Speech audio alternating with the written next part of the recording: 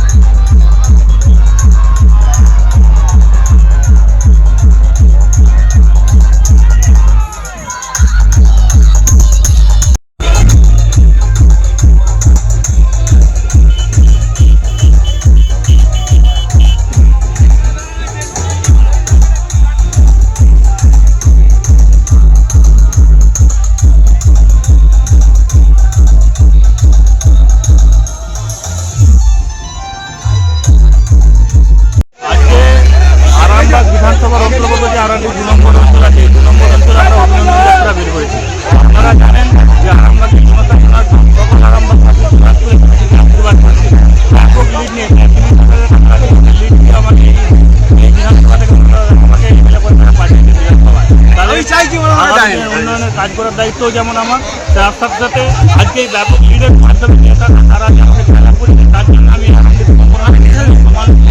ধন্যবাদ জ্ঞাপন করছি। অভিনন্দন যাত্রার মাধ্যমে তাদেরকে ধন্যবাদ জ্ঞাপন করছি এবং এই অভিনন্দন যাত্রার মাধ্যমে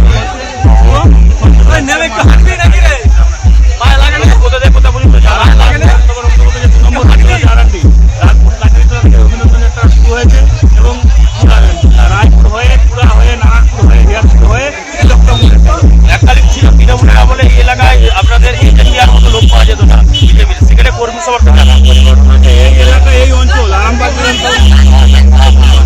কারণ আপনি 2019 সাল থেকে কন্টিনিউ এই অঞ্চল ব্যাপক পরিমাণে দিচ্ছেন। এই অঞ্চলে টিকিট পরিমাণ প্রায় 4,000 টাকা কাছাকাছি হয়েছে, অর্থাৎ এই এত বিপুল পরিমাণ আমাদের এই অঞ্চল থেকে মানুষ আমাকে আশীর্বাদ করেছে, তার জন্য আজকে আমরা এই অভিনন্দন যাত্রা করেছি। আরামবাগ বিধানসভায় যখন হেমন্ত বাগ ক্যান্ডিডেট এই বিধানসভায় 30,000 বেশি লিখে হেমন্ত বাগকে আমরা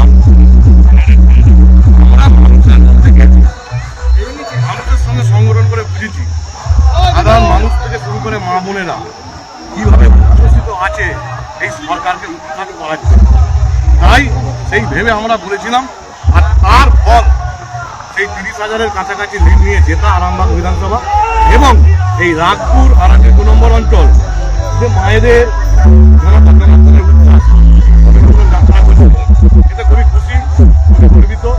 কারণ ওরা একটাই জিনিস ভেবেছে, পশ্চিমবঙ্গ থেকে জঙ্গল রাজত্ব এই পরিত্রাণ পাওয়ার জন্য মানুষ রাস্তায় রাস্তায় বেরিয়ে পড়ে। কি বলবেন?